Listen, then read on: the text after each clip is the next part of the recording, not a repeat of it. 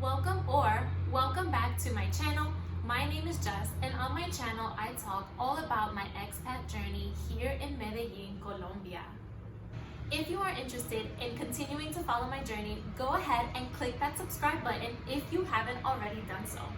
Now, let's get started. In this video, I will be talking all about different schooling options here in Medellin, Colombia, from preschool all the way up through secondary school. There's a lot of information in this video and I truly do value your time, so I timestamped the video and put it in the description below. So you are more than welcome to skip ahead to the parts that interest you. Today we will be discussing criteria for choosing a school, the nanny option, the preschool option. We will also be discussing the academic calendar here, public school, private school, international school, and finally, we will also be discussing the homeschooling option. Here are some criteria you should use when thinking about the best schooling option for you and your child. The first thing you should consider is the language that the school is teaching in. Most schools here teach solely in Spanish. The next thing you should consider is the educational philosophy, how your child will be learning in the classroom. The next thing you should consider is the location of the school, how far or close it is to your home. And lastly, you should consider budget, the cost of school, the tuition, and how much you will be willing to spend. As I discuss each schooling option, I will be using that criteria to give you more information. That way you can make the best decision for you and your child. Now I'm going to discuss the preschool option. For preschool, you have two options. You have the private school option and you also have the public school option. With the private school option, please keep in mind the majority of the private schools do speak mostly in Spanish, meaning that the teachers speak in Spanish, and sometimes you may be able to find some preschools that have an English component. However, there are some preschool options that are fully immersed in English and teach Spanish as a second language. The educational philosophies of the preschools do range from hands-on experiences to a more rote experience. So please make sure you research each school thoroughly and have an open house visit so that you can decide if the educational philosophy is a right fit for you and your child. Now let's talk about price. For a typical 8 to 3 schedule, you are looking to pay about $300 to $500, and that is including English as a second language. So there is a small English component. However, if you want a school that is fully immersed in English and they teach Spanish as a second language, you're looking to spend closer to the $500 mark a month. I also want to caution you that these prices for tuition is just the monthly fee for tuition. It doesn't include fees for uniform and the annual matriculation fees. For all of you parents out there that don't need the full day option, they do also offer a half day option where children attend school from 8 to 12. For that, you are looking to spend closer to about $200 a month. Some public schools here in Medellin do offer a pre-K program funded by the state.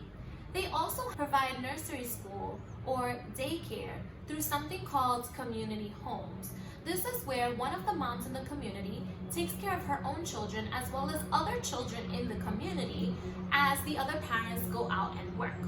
Now, this isn't a really popular option with the expat families. However, it is available to you if you are comfortable, and it is free of cost. To seek these type of communities, the best way is to go through Facebook groups. I have provided you some Facebook groups below for you to explore. Another option available to you and your little ones is having a stay-at-home nanny. Most nannies here in Colombia speak only in Spanish. However, you can find some nannies who also speak English and other languages. The role of the nanny is to plan the child's daily schedule, engage in activities with them throughout the day, provide them with lunch, cooking for them as needed, cleaning up with them as needed. The average cost of a stay-at-home nanny is $10 to $16 for a 7 or 8 hour work day. If we are calculating that to a 5-day work week, it will cost you anywhere between $50 and $81 a week. Down below in the description, I have provided you with some links of some nanny agencies if you are interested in this option. Another way you can find a nanny is through Facebook groups. When you join these Facebook groups, you are receiving information based on references. So other moms and other parents on this forum are providing you with recommendations of nannies that they have had or that they know their friends have had. If you feel more comfortable with having a referred nanny, then that is the best option for you. With the nanny option, some of you may be concerned with your children socializing with other children. So a way around that is there are many extracurriculars here for toddlers and for young children.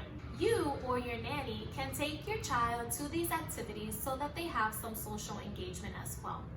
The baby and toddler gyms here in Medellin start at a cost of around $32 a month for one 45 to 50-minute session a week. There are also many free options. When you take your child to the mall, you will notice that there are many playgrounds that your child can engage in for free. Another way to fulfill that social activity is, again, Facebook groups. You can reach out to other moms in the same community as you and set up some play dates. Also, a free option. Now let's move on to you parents out there that have children that are a little bit older. We're talking about 5 years old and up.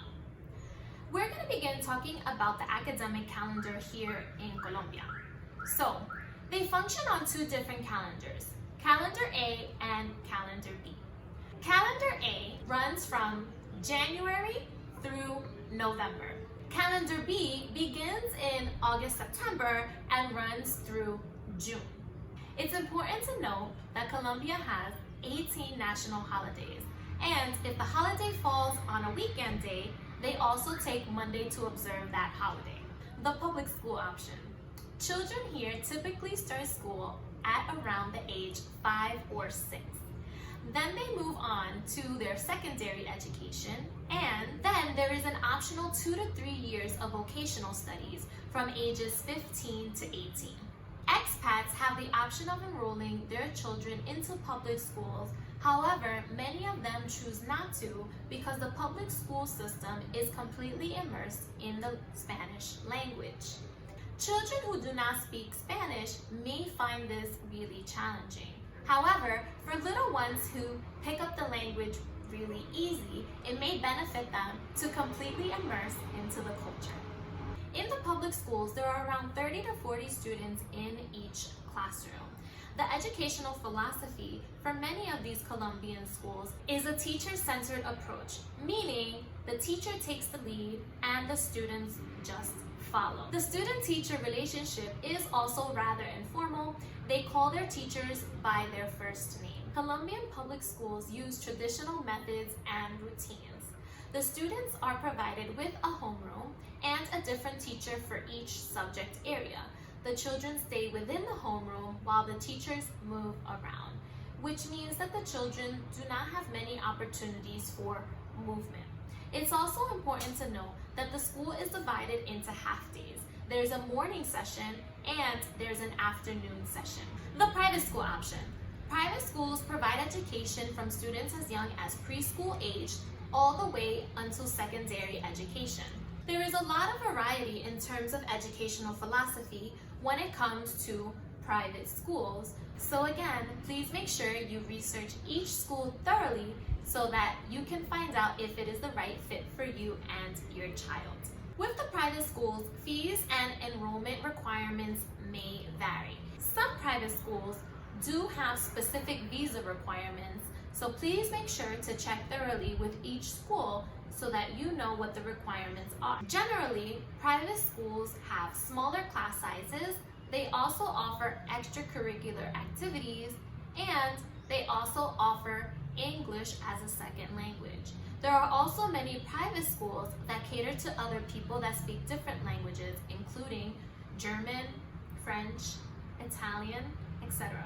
Please be careful because a lot of private schools advertise themselves as an English-speaking school or a bilingual school, and teachers mostly speak in Spanish and they teach English as a second language, which doesn't really follow the bilingual model.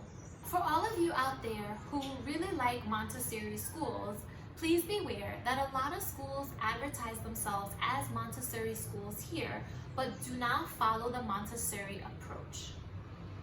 Fees and enrollment may vary from school to school. It's important for you to know that a tourist visa is not an official visa. Some schools require you to have an official visa to enroll your child. If you are here for the short term, there may be an option for you called pasantía, which translates to basically internship. Your child can enroll into the private school for a short term. However, they won't receive any official grades. So, if you need official grades and an official transcript, then this may not be an option for you. The international school option. There are many options for international schools here in the country of Colombia. However, most of them are located in the capital of Bogota. But don't get discouraged, there still are some options here in Medellin. The way the international schools function is that educational philosophies tend to be affiliated with the country that the school represents. You can find international schools that are immersed in English, French, German, Italian, and many more. The tuition for international schools tends to be a little more expensive. They tend to be similar to those prices of the United States or European schools. For international schools, enrollment requirements do vary. However, majority do require a visa. This leads me to the last schooling option, homeschooling. Although there are no specific regulations against homeschooling your child here in Colombia, it isn't a common practice. However, many families from the expat community choose this option. With the homeschooling option, many parents are concerned with the lack of socialization. There are so many extracurricular options here that you can choose on based on your child's interests. They offer music classes, art classes, roller skating classes, swimming classes, soccer classes, art classes, music classes, and so many more. Another way to get your child out meeting other children is, again, through Facebook groups. Reach out to other expat families and you can plan and schedule a play date in a common public park or in each other's homes. Although I can say that homeschooling is a free option, it does come at a low cost. Of course, you do need to spend money on curriculum and other materials. However, it can go according to your budget. The homeschooling option is ultimately the option that I ended up choosing for my daughter, Olivia. If you are interested in why I chose the homeschooling option, go ahead and click that link above. If you are new to my channel and you are just simply curious as to why I decided to move from New York City to Medellin, Colombia, go ahead and click this link above. We have come to the end of this very, very informative video. If you found this video helpful, please go ahead and click the like button and don't forget to subscribe to my channel. I'll see you all next time. Ciao!